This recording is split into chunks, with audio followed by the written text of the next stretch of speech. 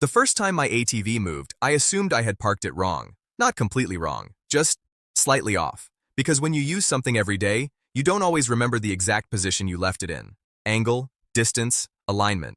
Small details blur together. So when I walked out that morning and saw it sitting a few feet further down the gravel path than I remembered, I didn't question it too much. I just corrected it, parked it back in its usual spot beside the shed, turned the ignition off, and went about the rest of my day. But the second time it happened, it wasn't subtle. It was obvious. The ATV wasn't just moved. It had been driven. The tires had left a clear trail in the dust, curving out from the side of the shed, looping toward the back fence, and then returning again. That's not something that happens by accident. That's a choice, a deliberate one. I stood there for a moment, looking at the tracks, following them with my eyes, trying to figure out who would even think that was okay. Because this wasn't some abandoned piece of equipment. It was parked, maintained, used regularly, which meant whoever touched it knew exactly what they were doing. And more importantly, they knew it wasn't theirs. That's when I checked the ignition. Still there, key exactly where I had left it. Because I never took it out. Not because I forgot, because I never needed to. This wasn't the kind of place where people took things like that. Or at least, it hadn't been. I didn't jump to conclusions. Didn't go knocking on doors. Because assumptions only create noise. What I needed was certainty. So the next day, I paid closer attention. Not just to the ATV, to the area around it. Who walked by, who slowed down, who looked a little too long. Patterns, because behavior always leaves one. And it didn't take long to find it. Late afternoon, same time window, same direction. She came down the side path like she had somewhere to be, but not in a hurry. Younger, confident. The kind of confidence that comes from not expecting consequences. She glanced toward the shed. Once. Quick. Then kept walking. That alone wouldn't have meant anything. Except the next day, she did the same thing. Same timing, same glance, same path. And that's when it stopped being coincidence.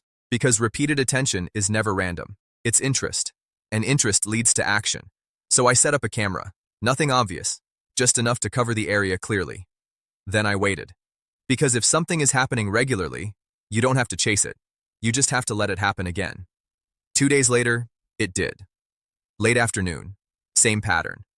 She walked down the path, slowed slightly near the shed, then stopped completely. Looked around. Not carefully. Not like someone worried about being seen. More like someone checking out of habit. Then she stepped closer. Reached for the handle. And just like that, she got on. No hesitation. No uncertainty. Like she had done it before. Because she had.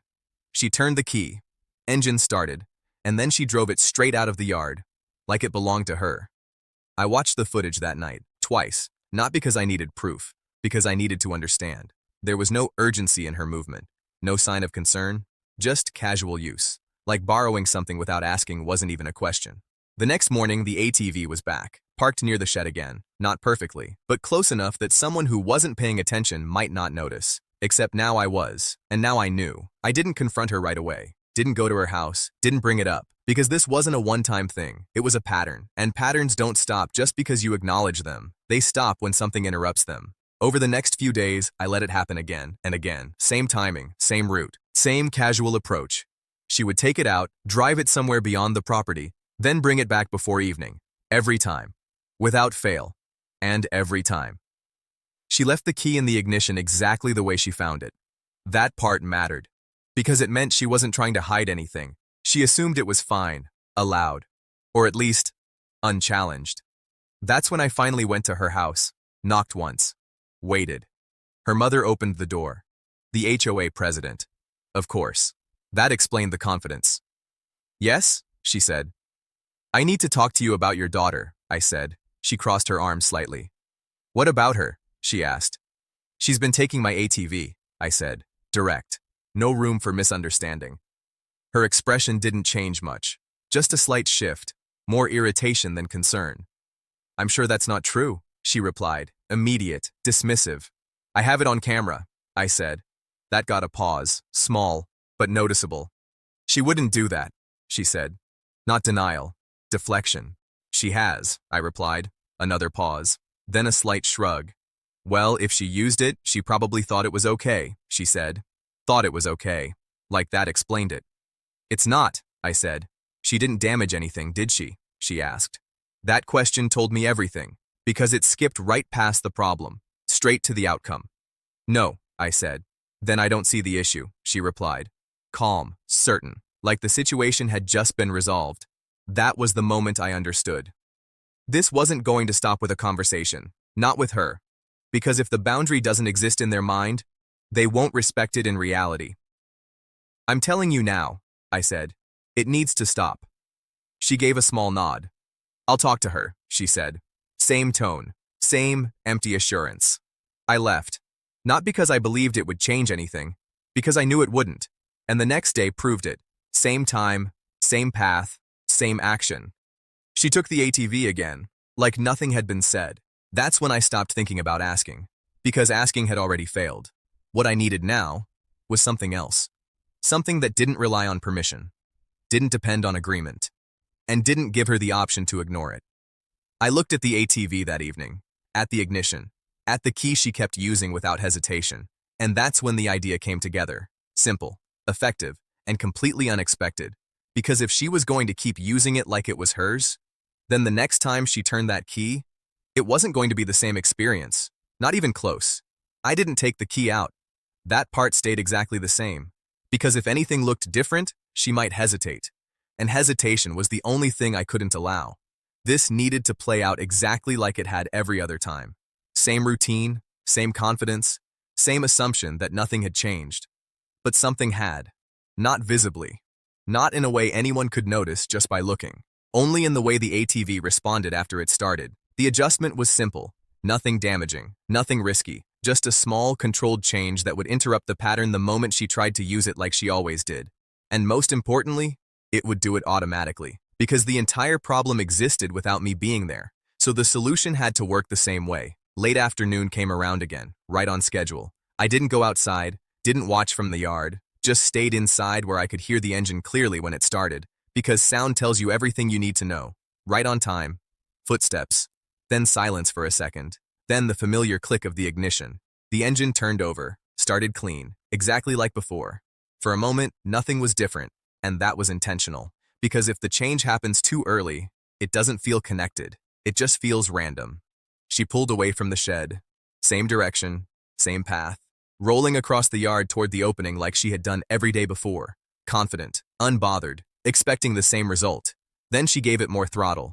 And that's when it happened. Not loud, not dramatic, just immediate. The ATV responded differently.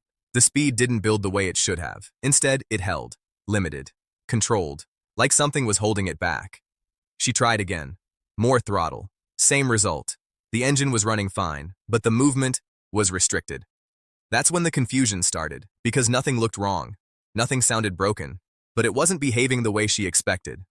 She slowed down, adjusted, then tried to push it again, and again. The same response. Consistent. Unchanging. Not enough to stop it completely, but enough to make it clear. This wasn't normal. From inside, I could hear the pattern shift. Short bursts of throttle. Pause. Another attempt. Longer this time. Then a stop. Because confusion always comes before realization. And realization comes when repetition doesn't fix the problem. She turned the ATV around, slowly, carefully, like she was trying to figure out what had changed.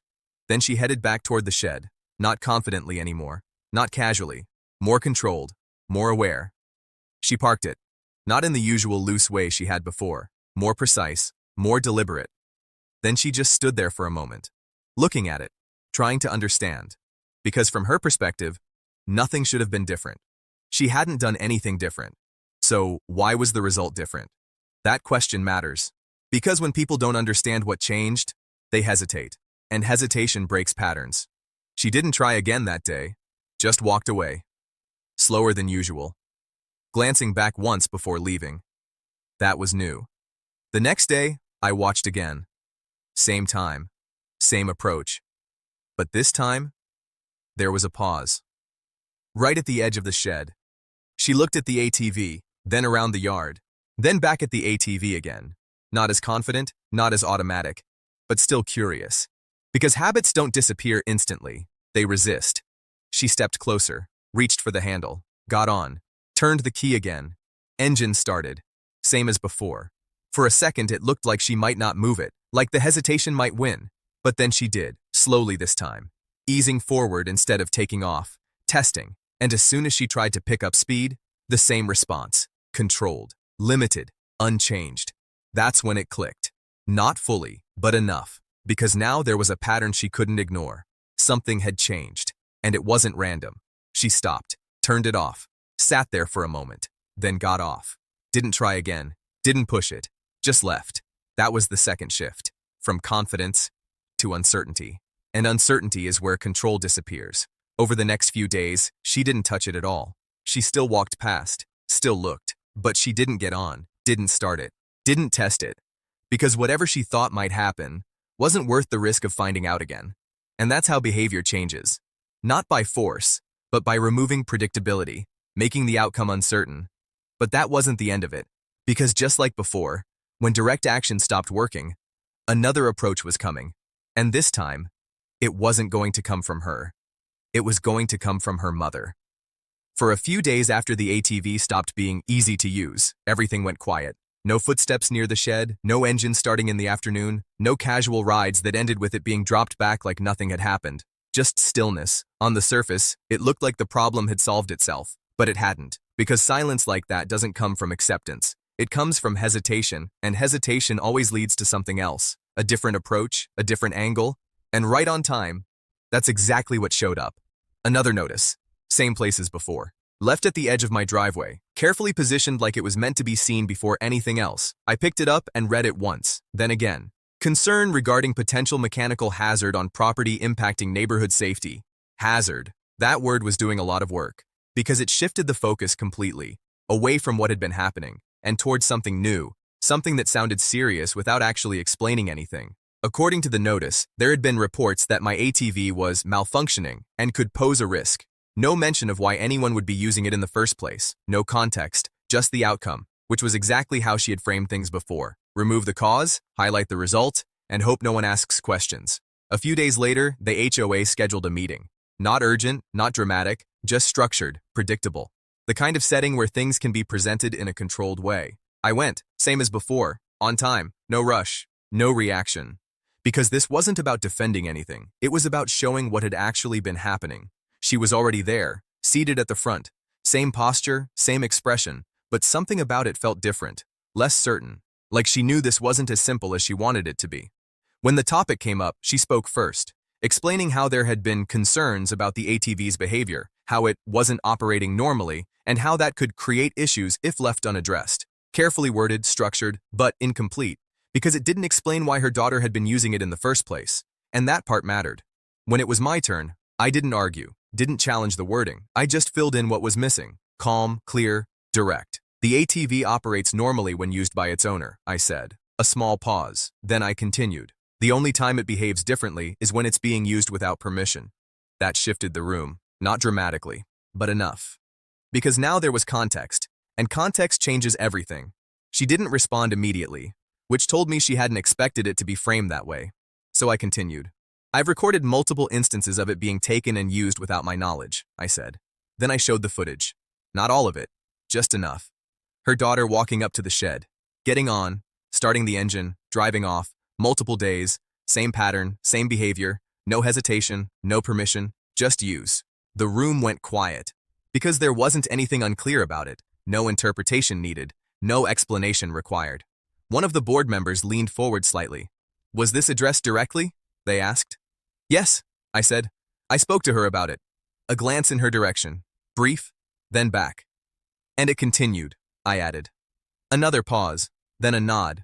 That was the moment everything shifted, because the focus wasn't on the ATV anymore, or the way it responded. It was on what had been happening around it, repeatedly, without permission. She tried to respond, something about misunderstanding, about assumptions, about her daughter thinking it was okay, but it didn't land, because the pattern was too clear, too consistent, and too visible. By the time the discussion moved forward, there wasn't much left to debate. The conclusion came naturally, not forced, not dramatic, just logical. No violation on my part, no requirement to change anything, and a clear statement about respecting private property and not using equipment without permission. Simple, direct, final. After the meeting, there was no confrontation, no follow-up, no attempt to reframe anything, because there wasn't anything left to reframe. The situation had already explained itself. Over the next few weeks, nothing happened. No more footsteps, no more attempts, no more interest. The ATV stayed exactly where it belonged, untouched, unused, unbothered. And over time, even the attention faded. It became just another part of the yard again. Not something to test, not something to question, just something that wasn't available. I saw her daughter once more after that, walking past the property, same path, same direction, but this time, no pause, no glance, no hesitation, just movement, like the option had never been there. And that's how it ended. Not with confrontation, not with escalation, just with clarity. Because once something becomes clear enough, people don't keep pushing. They stop, they adjust, and they don't come back to it. The key stayed in the ignition, exactly where it had always been. But now, it didn't matter. Because the only thing that had really changed was the assumption that it could be used at all. How did you like the story? Please like, share, and subscribe my YouTube channel for more interesting HOA stories.